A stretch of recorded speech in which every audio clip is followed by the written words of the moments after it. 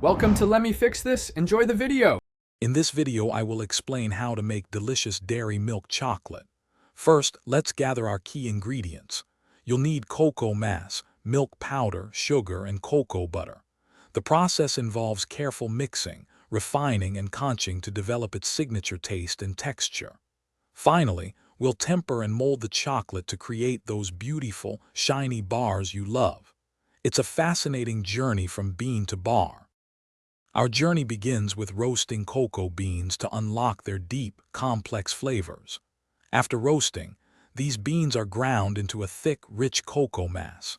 Next, we carefully measure out the milk powder, sugar, and cocoa butter.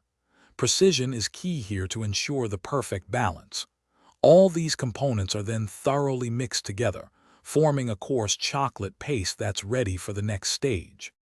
After mixing, the chocolate paste goes through a refiner, which grinds the particles down to an incredibly fine size, typically around 20 microns. This step is crucial for achieving that smooth, melt-in-your-mouth texture. Then comes conching, a long process where the chocolate is continuously stirred and aerated for many hours.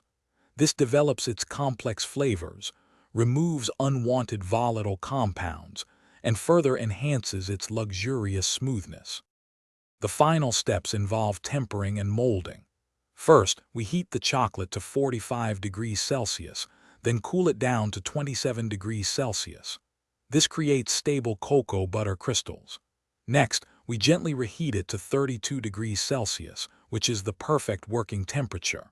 Finally, the perfectly tempered chocolate is poured into molds, allowed to set, and then demolded, revealing beautiful, glossy milk chocolate bars ready to enjoy. Thanks for watching. If you found this helpful, don't forget to like and subscribe.